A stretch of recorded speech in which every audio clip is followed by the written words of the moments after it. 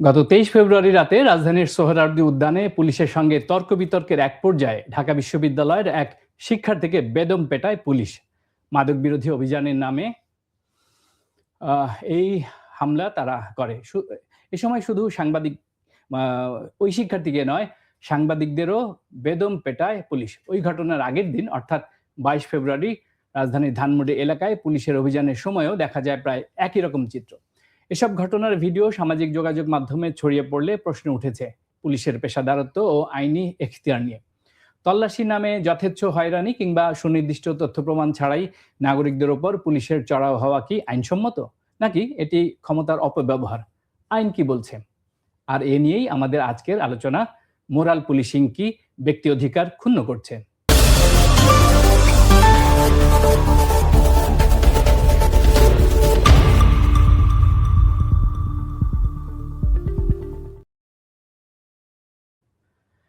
প্রিয় দর্শক, সমকালীন বিভিন্ন বিষয় নিয়ে প্রথম আলোর নিয়মিত আয়োজন বার্তা কক্ষে সবাইকে স্বাগত জানাচ্ছি। সঙ্গে আছি আমি বায়েজিদ আহমেদ। আজ আমাদের আলোচনার বিষয় মোরাল পুলিশিং কি ব্যক্তি অধিকার ক্ষুণ্ণ করছে। আর এর জন্য আমাদের আলোচনা সুবিধার্থে স্টুডিওতে আমন্ত্রিত হয়ে এসেছেন ঢাকা বিশ্ববিদ্যালয়ের অপরাধ বিজ্ঞান বিভাগের সহযোগী অধ্যাপক শাহরিয়া আফরিন। ম্যাডাম, আপনাকে স্বাগত জানাচ্ছি। কেমন আছেন? ধন্যবাদ। জি, অনেক ভালো আছি। আমাদের আজকে টপিক মোরাল পুলিশিং কি ব্যক্তি অধিকার ক্ষুণ্ণ করছে। আমি যদি একটু এটার সূত্রটা আপনাকে বলি, যে গত 20 ফেব্রুয়ারি চাঁদপুরের কচুয়ায় স্থানীয় প্রশাসনের সঙ্গে মত বিনিময় সভা করছিলেন সদ্য দায়িত্বপ্রাপ্ত শিক্ষামন্ত্রী আনাম এহসানুল হক মিলন। তো তিনি বলছিলেন যে রাতের বেলা কিশোররা অযাচিতভাবে ঘোরাঘুরি করলে তাদেরকে জিজ্ঞাসাবাদ করে বাসায় পাঠিয়ে দেওয়া, যাতে করে তারা মাদক নিতে না পারে, পড়াশোনায় মনোযোগী হয়। ওই ঘটনার পর আমরা দেখলাম যে চাঁদপুরে অভিযান চালায় পুলিশ। তো তখন 21 জনকে, মূলত এরা কিশোর, তাদেরকে আটক করে। এর মধ্যে 21 জনকে আটক করে, এর মধ্যে 12 জনই কিশোর। তো ওই ঘটনার পর আমরা দেখলাম যে মোটামুটি দেশের বিভিন্ন জায়গায় পুলিশের অ্যাকশন শুরু হয়ে যায়। মাদক অভিযানের নামে তারা তল্লাশি করে। আমরা দেখেছি ঢাকা বিশ্ববিদ্যালয়ে 23 ফেব্রুয়ারি সোহরাওয়ার্দী উদ্যানে ঢাকা বিশ্ববিদ্যালয়ের শিক্ষার্থীকে মাদক সার্চের নামে পুলিশের সঙ্গে তর্ক বিতর্ক, এরপরে তাকে তো পেটায় আপনি দেখেছেন। ওই সময় সাংবাদিকদেরও পুলিশ পিটিয়েছে। ধানমন্ডি লেকেও একই ঘটনা ঘটেছে। কারণটা কি? জি, অবশ্যই এটা খুবই গুরুত্বপূর্ণ আসলে আলোচনা। বাট খালি চোখে দেখলে এটা আসলে খুবই একটা নরমাল আলোচনা মনে হতে পারে। কারণ পুলিশ আসলে মানে এই যে মাদক অবশ্যই খুবই ভয়াবহ ভাবে রূপ নিয়েছে আমাদের দেশে। কিন্তু যেটা আমি বললাম যে খালি চোখে দেখলে আসলে এটা খুব নরমাল আলোচনা মনে হলেও, বাট আপনি যদি একটু চিন্তা করেন, ইনডেপথ গিয়ে আলোচনা করেন, তাহলে দেখবেন যে মোরাল পুলিশিংটা কিন্তু খুব একটা কি বলবো, মোরাল পুলিশিং একটা ভয়াবহ দিক রয়েছে। অবশ্যই এটা প্রথমেই একটু আমি ক্লিয়ার করতে চাই যে মোরাল পুলিশিং বলতে কিন্তু শুধু যে police as a law enforcement agencies এটা করবে, বিষয়টা কিন্তু সেটা না। এটা একটু আমাদের দর্শকদেরও আসলে একটু আপনি যদি একটু ডিফাইন করে বলেন যে মোরাল পুলিশিংটা কি আসলে। জি জি, যে এটা হয়তোবা পুলিশিং ওয়ার্ডটা থাকাতে আমাদের কাছে মনে হতে পারে যে মোরাল পুলিশিংটা শুধু হয়তোবা police as a law enforcement, as a member of the law enforcement agency, ওনারাই হয়তোবা এই মোরাল পুলিশিংটা করে। বাট ব্যাপারটা ওটা না। মোরাল পুলিশিংটা হচ্ছে অ্যাক্ট অফ এনফোর্সিং মোরালিটি। যে আমি মনে করছি এটা মোরালি, এথিক্যালি এটা ঠিক, এটা রাইট, বাট এই জিনিসটা রং, সেজন্য আমি আপনাকে সেটা করতে বাধা দিচ্ছি বা রাইটটা করতে এনফোর্স করছি। সেটা যে কেউ হতে পারে। সেটা ফর এক্সাম্পল আমরা দেখেছি ঢাকা বিশ্ববিদ্যালয়ে সেহরি খাওয়ার পরে 2 জন মেয়ে তারা রিকশায় করে যাচ্ছিলেন, সঙ্গে বোধহয় তাদের আরো বন্ধু বান্ধব ছিল, তাদেরকে ঢাকা বিশ্ববিদ্যালয়ের শিক্ষার্থীরা পিটিয়েছে, এইরকম অভিযোগ এবং এই সেই ভিডিও কিন্তু সামাজিক যোগাযোগ মাধ্যমে ভাইরাল হচ্ছে। এটাও কি মোরাল পুলিশিং? জি, এটাই আমি মানে বলতে চাচ্ছিলাম যে পুলিশিং ওয়ার্ডটা থাকার কারণে যাতে আমরা বিভ্রান্ত না হই, বা পুলিশকে যাতে আমরা একচেটিয়া ভাবে মানে সব ধরনের মোরাল পুলিশিং এর ইনসিডেন্ট গুলার জন্য যাতে আমরা ব্লেম না করি। মোরাল পুলিশিং যে কেউ যে কোনো জায়গায় যে কোনো স্থানে করতে পারে, বাট সেটা ডিপেন্ড করছে আসলে সে কিভাবে চিন্তা করছে, তার মন মানসিকতার উপর। হ্যাঁ, সে কাকে আসলে ভাবছে যে এই কাজটা করা ঠিক হচ্ছে না।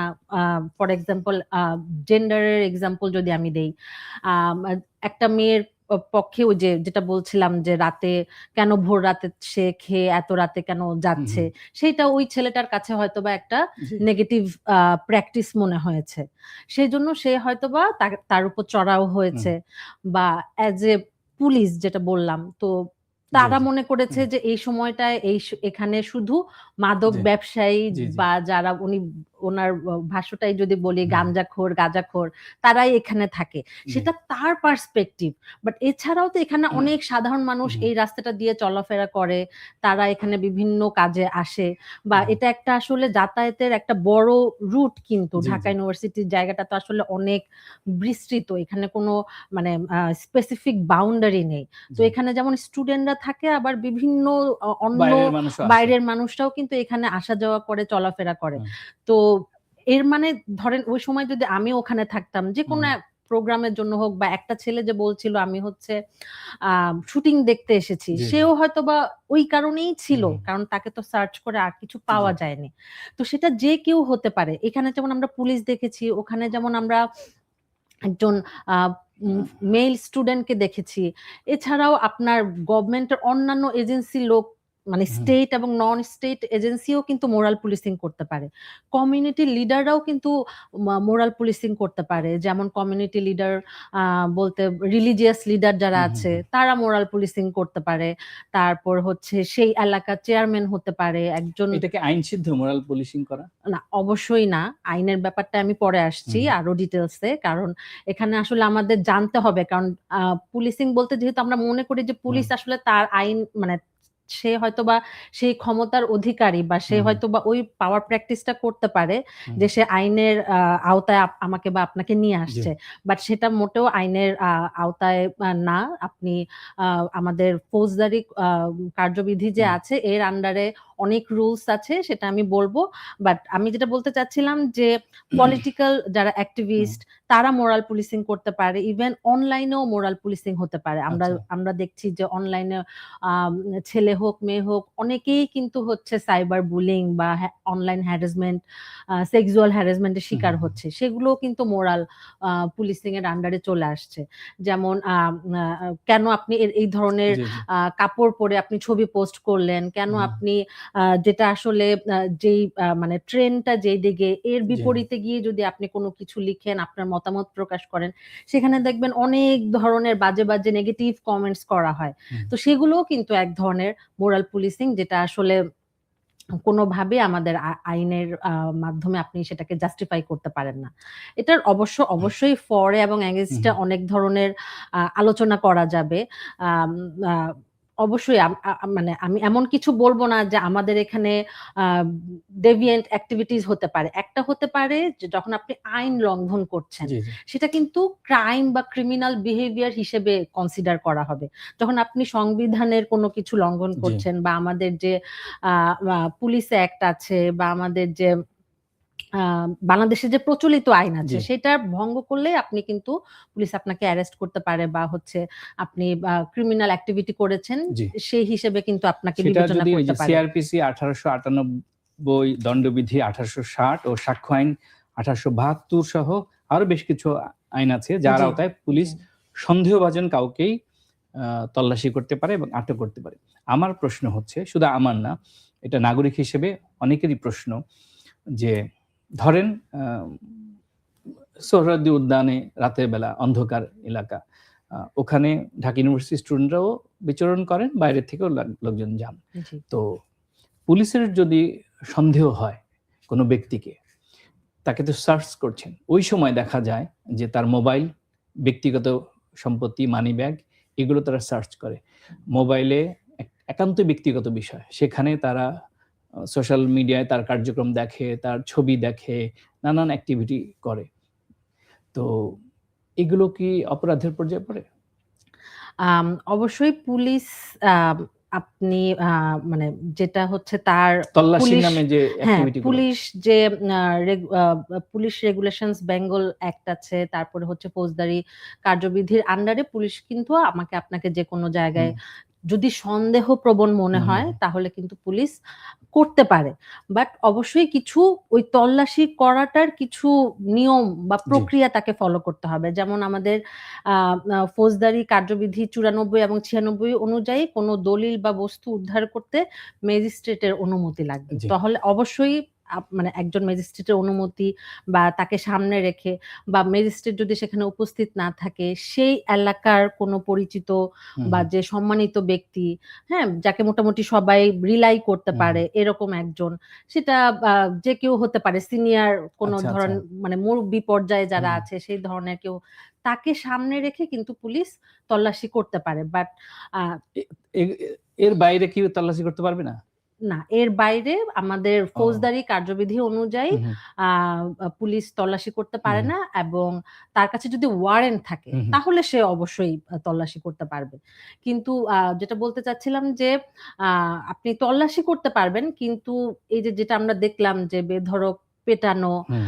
বা অ্যাসল্ট করা, জি, জি, মানে জি। সবসময় পেটানোই তো হুম, হুম। আসলে আ সেটাকে তো আমরা ফিজিক্যাল অ্যাসল্ট জি, বলছি। আমরা দেখলাম যে তাকে ধাক্কা দেয়া জি, জি, হচ্ছে, তাকে উম মানে আ থাপ্পড় মারা জি। হচ্ছে। তো এই যে ফিজিক্যাল অ্যাসল্ট গুলো, সেগুলো কিন্তু আমাদের আইনে এবং কনস্টিটিউশন এর কোন ধারায় কিন্তু সেগুলোকে আ পারমিট মানে করে না। পারমিট করে না। আমি এই বিষয়ে আপনাকে একটু পড়ে শোনাই।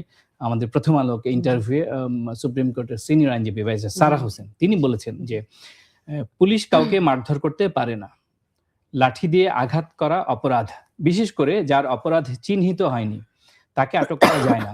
পুলিশের আত্মরক্ষারও কোনো বিষয় ছিল না এখানে। তাও লাঠিপেটা করা হয়েছে। পুলিশ মানেই আপনি কথায়, কথায় মারতে পারেন না। এটি ঢাকা বিশ্ববিদ্যালয়ের শিক্ষক আ নাইমুদ্দিন সম্ভবত। তাকে যে পুলিশ পেটালো। অনেক সময় আমরা দেখি যে পুলিশ তার রাগ সংবরণ করতে পারে না। অনেক সময় হয়তো যখন সার্চ করতে যায় বলা হয় যে, "তুমি মাদক সেবন করছো।" তিনি যদি মাদক সেবন নাও করে থাকেন, এই কথায় কিন্তু উনি বিব্রত হন অথবা রাগান্বিত হন। যে কেউ স্বাভাবিকভাবেই তিনি রেগে যাবেন। তো সেই ক্ষেত্রে পুলিশ যেভাবে রিঅ্যাক্ট করে, যেহেতু তার হাতে অস্ত্র আছে, লাঠি আছে, সেটার সে প্রয়োগ করে। আমরা সেটা দেখেছি ঢাকা বিশ্ববিদ্যালয়ের শিক্ষার্থীদের উপর করেছে। তো এই ধরনের ঘটনা মানে যাতে না হয়, সেজন্য আসলে কি করণীয়? আইন কি বলছে? জি। আম অবশ্যই এটা আমাদের কি বলা যায়? আ মানে আমরা সবসময় আসলে ক্ষমতার সাথে থাকতে পছন্দ জি। করি। যেমন আমি আসলে যেমন ফর এক্সাম্পল জেন্ডার এর পার্সপেক্টিভ এ আ মেইলরা আমি দেখছি যে বেশি আসলে ক্ষমতার মানে ব্যবহার করছে বা হুম, পাওয়ারটা ইউস করছে, যেটা আসলে জেন্ডার এর পার্সপেক্টিভ থেকে দেখলে যে যেহেতু আমরা এখন একটা প্যাট্রিয়ার্কাল সোসাইটিতে আছি, হুম, ফিমেলরা অতটা হুম, পারছে না। এজন্য মেইলরা দেখা যায় আর এই আ যেটা আমরা বলছি যে ফৌজদারি হুম, কার্যবিধি বা যেটাই বলছি, সেগুলো তো আসলে দেখা যাচ্ছে আমাদের ক্রিটিক্যাল হুম, ক্রিমিনোলজি যেটা বলে, বা হচ্ছে পোস্ট মডার্ন হুম, ক্রিমিনোলজি যেটা বলে, যে আমরা সবসময় যারা হচ্ছে সোসাইটি যারা হচ্ছে ডমিন্যান্ট গ্রুপ, হুম, তারা সবসময় যারা হচ্ছে লোয়ার ক্লাসের পিপল বলেন, বা জেন্ডারের পার্সপেক্টিভ থেকে বললে ফিমেল হতে পারে, বা হচ্ছে ক্লাসের দিক থেকে বললে যারা একটু লোয়ার ক্লাস জি, বা জি। মার্জিনালাইজড হুম, হুম, গ্রুপ, তাদেরকে সবসময় আমরা কন্ট্রোল করার চেষ্টা হুম, করি। হুম, সেই সেই থিওরির সাথে কিন্তু বিষয়টা মিলে যায়। সেটা আমরা আ মানে রাষ্ট্রযন্ত্রের মধ্যে যারা আসলে শক্তিশালী, বা হুম, যারা আপনি বললেন যে তাদের হাতে অস্ত্র আছে, হুম। তারা knowledgeable, তাদের কমিউনিকেশন আছে রাষ্ট্রের বড়, বড় যন্ত্রের সাথে। তো তারা সবসময় সেই পাওয়ারটা প্র্যাকটিস করতে চায়। তো এই প্র্যাকটিস যাতে না করতে পারে সেজন্য কিন্তু আমাদের সংবিধান রক্ষা কবচ হিসেবে রেখেছে। আমি যদি একটু পড়ি ২৮ এর ১ অনুচ্ছেদ। কেবল ধর্ম, গোষ্ঠী, বর্ণ, নারী পুরুষ ভেদে বা জন্মস্থানের কারণে কোন নাগরিকের প্রতি রাষ্ট্র বৈষম্য প্রদর্শন করিবে না। জি, অবশ্যই। এটা তো আমাদের মানে যেটা আপনি বললেন যে আমি ছেলে হই বা মেয়ে হই, আমি সাদা হই বা কালো হই, আমি পাহাড়ে থাকি, সমতলে থাকি, এই দেশ তো আমাদের সবার জন্য সমান। আমি হিন্দু হই, মুসলিম হই, আমার সবার জন্যই আসলে আপনি সাংবাদিক সবাই হিসেবে মিলেই দেশ। আপনার যেরকম রাইটস আছে, আমি শিক্ষক হিসেবেও আমার সেরকম রাইটস আছে। এবং আমার যেই ছাত্রটি মানে আহত হয়েছিল নাইমুদ্দিন, তারও সেই রাইটসটাই আছে, আবার একজন পুলিশেরও সেই রাইটসটাই আছে। বাট আমি আপনার রাইটসটা ভায়োলেশন করতে যাব না কখনোই। এমন কিছু করব না যাতে আপনার যে কোনো ধরনের হিউম্যান রাইটস ভায়োলেট হোক। তো সেটার জন্য আসলে পুলিশকেও যেমন সংবেদনশীল হতে হবে, তেমনি শুধু পুলিশের উপর বললেই হবে না, কারণ পুলিশেরও তো আসলে জনবল অনেক কম, তাদের ট্রেনিং এর অভাব রয়েছে। কতজন পুলিশ আসলে মানে উচ্চশিক্ষিত বা তারা এই নিয়মগুলো জানে, হ্যাঁ, পুলিশ অ্যাক্ট তাদের পুরো পড়া আছে, বা হচ্ছে আমরা তো ভিক্টিমোলজি পড়াই, ভিকটিমদের কি কি রাইটস আছে, তারা কতজন পুলিশ সেটা জানে? তারা আসলে নানা ধরনের স্ট্রেসের মধ্যে থাকে, তারা মানে সকাল থেকে রাত পর্যন্ত ডিউটির মধ্যে থাকছে। তাদের বিষয়গুলো আমাদের যেমন দেখতে হবে, তেমনি পাশাপাশি আমারও তো নাগরিক হিসেবে সচেতন হতে হবে। আমার রাইটস গুলো আমি কিভাবে বুঝে নিব? যেমন মানে পুলিশ যেটা করতে পারে না, সে যে আমার গায়ে হাত তুলতে পারে না, সেটা হয়তোবা আমি যেটা হয়তোবা অ্যানথ্রোপোলজির যে স্টুডেন্টটা, সে হয়তোবা তার রাইটস সম্পর্কে জানে, সে সবাইকে জানিয়েছে, পরের দিন অনেকেই এসেছে, তার কথা শুনেছে, শাহবাগ থানা কর্মসূচি ঘেরাও করা দিয়েছে হয়েছে, সেই শিক্ষার্থীরা। জন্য হয়তোবা এটা অনেক বেশি আলোচনায় চলে আসছে। এই জন্য সোশ্যাল মিডিয়া ন্যারেটিভটাও এখানে ইম্পর্টেন্ট। সোশ্যাল মিডিয়া তো সবাইকে কভারেজ দেয় না। আরেকটা হচ্ছে ঢাকা ইউনিভার্সিটির স্টুডেন্ট সে। অবশ্যই। এখানে যদি ধরেন একটা রিক্সা পুলার হতো, এখানে যদি একটা দিনমজুর হতো, তার ব্যাপারে কি আমরা এখানে এসে কথা বলতাম? বা সেখানে সোশ্যাল মিডিয়া বা আমাদের মূল গণমাধ্যম কতটুকু সোচ্চার হতো? তো আমাদের নিজেদেরকেও আসলে সামনে এগিয়ে আসতে হবে, কথা বলতে হবে, এগুলোর বিরুদ্ধে লেখালেখি করতে হবে। যেটা আমি বললাম, পুলিশের আসলে কি কি বিষয়ে আরো কাজ করা উচিত। আমরা তো অনেক শুনলাম ৫ আগস্টের পরে যে পুলিশের অনেক সংস্কার হচ্ছে, তাদের পোশাক থেকে শুরু করে অনেক কিছু, মানসিকতায় পরিবর্তন আসা কিন্তু দরকার। এটা কি আসলেই আসলো? আমরা তো এই যে কতগুলো ঘটনা দেখলাম, আমরা ধানমন্ডি লেকের ওখানে ঘটনা দেখলাম, চাঁদপুরের ঘটনা দেখলাম। যদিও আমরা দেখেছি যে আমাদের যে রাষ্ট্রযন্ত্রের এখানে যে হায়ার অথরিটি, তিনি বলেছেন যে কিশোরদেরকে বোঝাতে হবে। জি, কিন্তু অবশ্যই আমিও চাই আমার স্টুডেন্টরা পড়াশোনা করুক, সন্ধ্যার পরে পড়তে বসুক।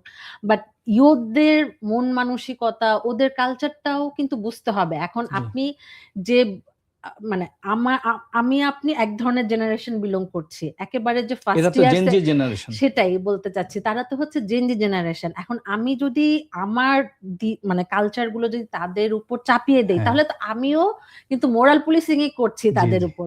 সেজন্য আমি বলছিলাম যে মোরাল পুলিশিংটা শুধু পুলিশের মধ্যে সীমাবদ্ধ না। সেটা যদি এখন আপনার মনে আছে কিনা যে আমরা দেখেছিলাম যে কোনো একটা এলাকার চেয়ারম্যান বা ওইখানকার একজন ইনফ্লুয়েন্সিয়াল কেউ বলছিলেন যে চুল বড় রাখা যাবে না, চুল কেটে দিতে হবে।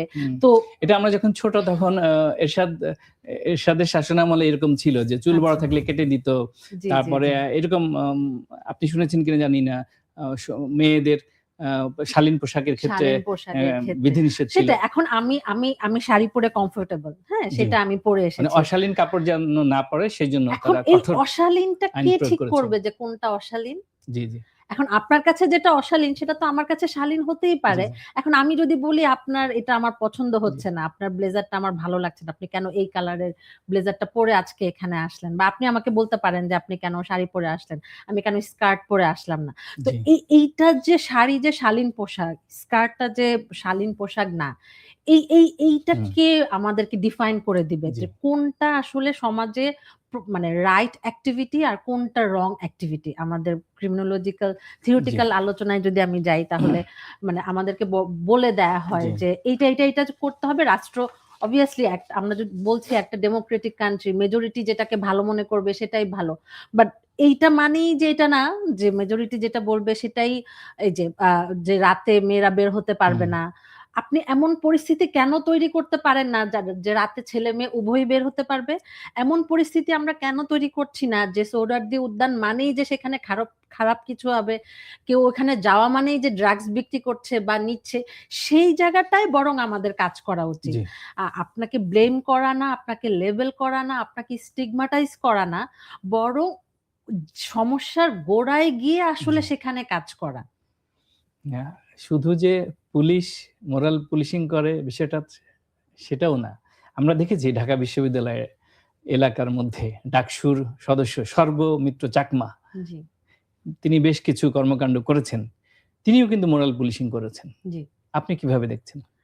জি, অবশ্যই একটা ভিডিও খুব ভাইরাল হয়েছিল জি। যে কান ধরে উঠবস হ্যাঁ, করার শিশু বিষয়টা। কিশোরদের শিশু তিনি কিশোরদের কান ধরে উঠবস অবশ্যই করেছিলেন যেটা আমি মাঠে খেলছিল বলে। জি, ওইটা এসেছিল বলে।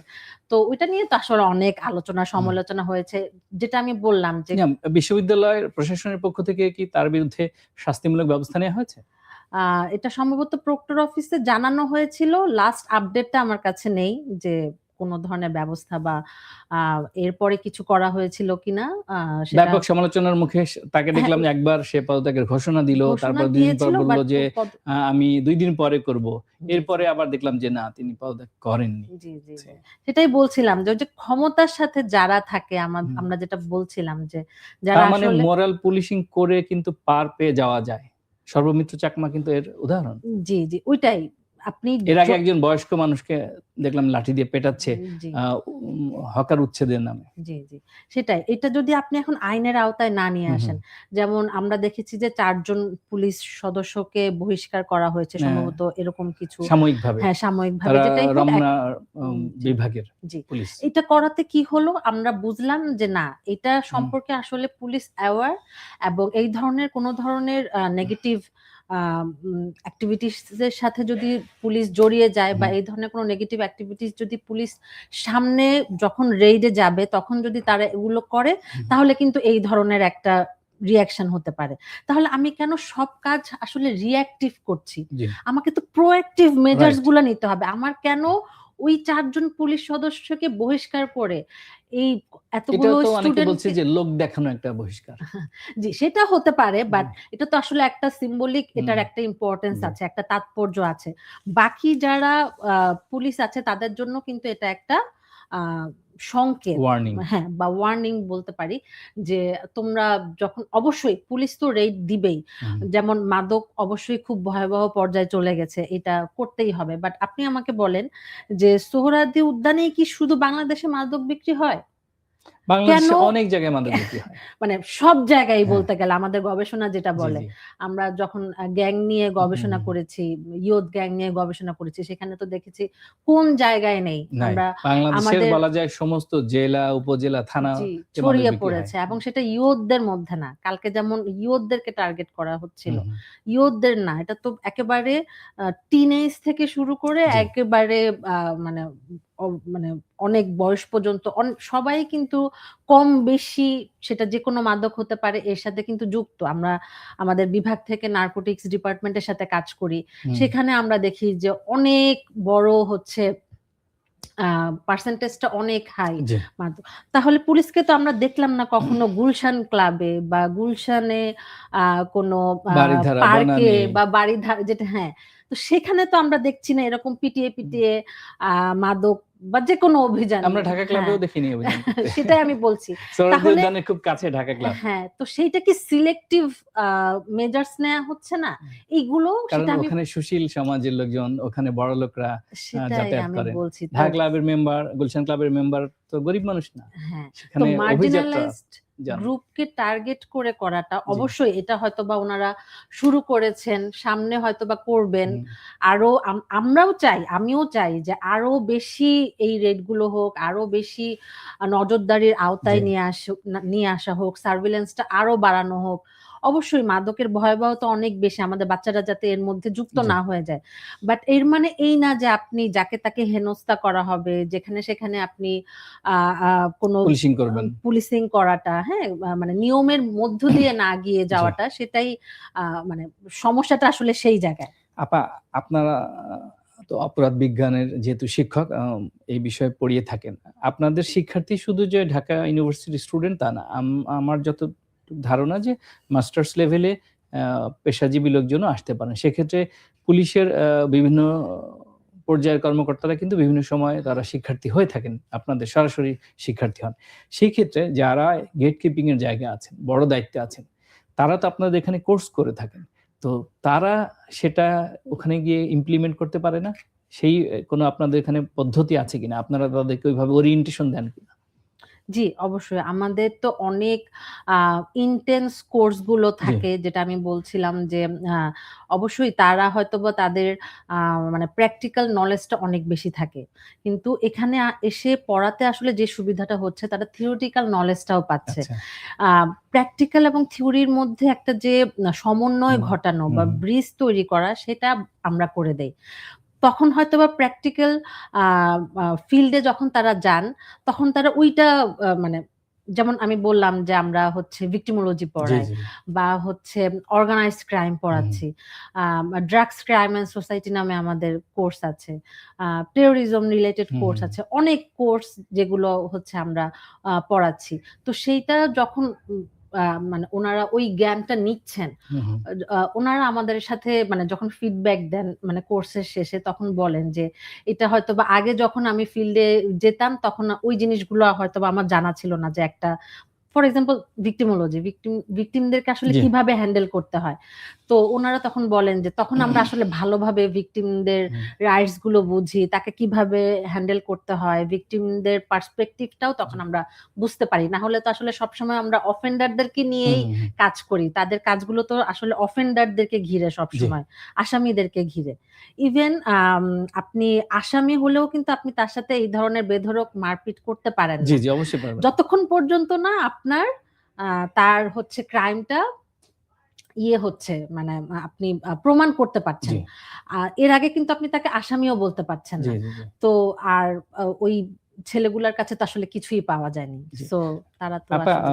আমাদের সংবিধানের ৩৫ অনুচ্ছেদ যেখানে বিচার ও দণ্ড সম্পর্কে বলা আছে। এর ৫ ধারায় বলা আছে যে কাউকে যন্ত্রণা দেওয়া যাবে না জি, কিংবা নিষ্ঠুর, অমানবিক বা লাঞ্ছনাকর দণ্ড দেয়া যাবে না জি। বা কারো সঙ্গে এ ধরনের ব্যবহারও করা যাবে না। এগুলো কি আমাদের মানে আইন শৃঙ্খলা রক্ষাকারী বাহিনীর সদস্যরা এগুলো পড়েন না? এই ওরিয়েন্টেশন কি তাদের মধ্যে নাই? জি, ওরিয়েন্টেশন তো অবশ্যই হুম, হুম, আম আছে, বা ওইভাবে যোগ্যতা বিবেচনা করেই তো হুম, আসলে হুম, তাদেরকে চাকুরিতে নিয়োগ দেওয়া হয়। হুম, একটা সরকারি চাকুরি ওই স্ট্যান্ডার্ড হুম, মেইনটেইন করেই তাদেরকে যেহেতু নিয়োগটা দেওয়া হয়। তারপরেও দেখা যায় ওই যে বললাম, মানে চাকরি যখন প্র্যাকটিক্যাল হুম, হুম। ফিল্ডে যাওয়া হয় তখন হয়তোবা সবকিছু ওইভাবে মেইনটেইন করা যায় না। এবং যেটা বলছিলাম যে। শুধু কি মানে আইন শৃঙ্খলা রক্ষাকারী বাহিনীর সদস্যরাই এই মোরাল পুলিশিং করে? নাকি সর্বক্ষেত্রে হতে পারে? যেকোনো প্রতিষ্ঠানে, বেসরকারি প্রতিষ্ঠান, অন্যান্য সরকারি প্রতিষ্ঠান, এমনকি বাসায়? জি, জি, অবশ্যই। যেকোনো জায়গায় হতে পারে। আ আ যেটা বলছিলাম যে পুলিশের ক্ষেত্রে স্পেশালি দেখা যাচ্ছে, যেটা আমি বললাম, অনেক সময় দেখা যাচ্ছে আ মানে আমরা ২ ভাবেই লেভেলিং করতে পারি। একটা পজিটিভ লেভেলিং হতে হুম, পারে, আবার নেগেটিভ লেভেলিং ও হতে পারে। হুম, যেমন আমি আ আ পজিটিভ লেভেলিংটা যেরকম যে ধরেন কেউ হজ করে হুম, আসছে, হুম, খুব নামাজ পড়ছে। আমি বলছি যে এই লোকটা হয়তোবা খুবই ভালো, হুম, মিথ্যা কথা বলবে না বা কোন ধরনের ঘুষ খাবে না। হুম, কিন্তু আমি দেখছি সে হজ করে এসেও সে দিব্যি সব অন্যায় কাজ করে যাচ্ছে। তো সেরকম পুলিশের ক্ষেত্রে উনারা হয়তোবা জানেন, আচ্ছা, বা আচ্ছা। এটা সব পেশার ক্ষেত্রে, সাংবাদিকদের ক্ষেত্রেও আমরা বলতে পারি। হুম, হুম, শিক্ষকদের ক্ষেত্রেও হুম। আমরা দেখি অনেক সময় নানা ধরনের প্রশ্ন ফাঁস বা অনেক জি, জি। বিষয়। তো আমরা নেগেটিভ অ্যাক্টিভিটির সাথে জড়িয়ে যাই। অনেক ধরনের ক্রাইম করি। সাংবাদিকদের ক্ষেত্রেও, আমাদের আমলাদের ক্ষেত্রেও, আমাদের পুলিশের ক্ষেত্রেও, ডাক্তারদের ক্ষেত্রেও জি, দেখতে পাচ্ছি ভুলভাল অপারেশন করে জি। অ্যা চলে রোগী যাচ্ছে। মারা যাচ্ছে। হ্যাঁ, রোগী মারা যাচ্ছে। তা আমরা আপা একদম শেষের দিকে চলে এসেছি। আমরা যদি একটু সমাধানের দিকে যাই যে অ সেটা আইন শৃঙ্খলা রক্ষাকারী বাহিনীর সদস্য হোক, আর শিক্ষক হোক অথবা বাবা-মা হোক অথবা আ যেকোনো সাধারণ মানুষই হোক না কেন। এই পুলিশিং থেকে নিজেকে রক্ষা করা বা এটা যাতে কেউ না করে, এই প্র্যাকটিসটা যাতে না করে, সেজন্য আসলে রাষ্ট্রের কি করণীয়, সমাজের কি করণীয়, প্রতিষ্ঠানের কি করণীয়? জি, ওই আবার হচ্ছে আমাদের মন্ত্রী মহোদয়ের কথায় ফিরে যেতে হয়। উনি বললেন না যে ছোটবেলা থেকেই শুরু হুম, করা। হুম। এটা কিন্তু আসলেই ছোটবেলা থেকেই শুরু করতে হবে। আমি ছোটবেলা থেকেই আমার বাচ্চাকে বলব যে তুমি অন্য কারো রাইটস তুমি লঙ্ঘন ভায়োলেট করো না। করতে পারবে না। এবং তোমার রাইটস ও যাতে কেউ জি। ভায়োলেট না করে হুম, তুমি সেই দিকে আ খেয়াল রাখবে এবং তুমি জানবে যে তোমার কি রাইটস আছে। হুম।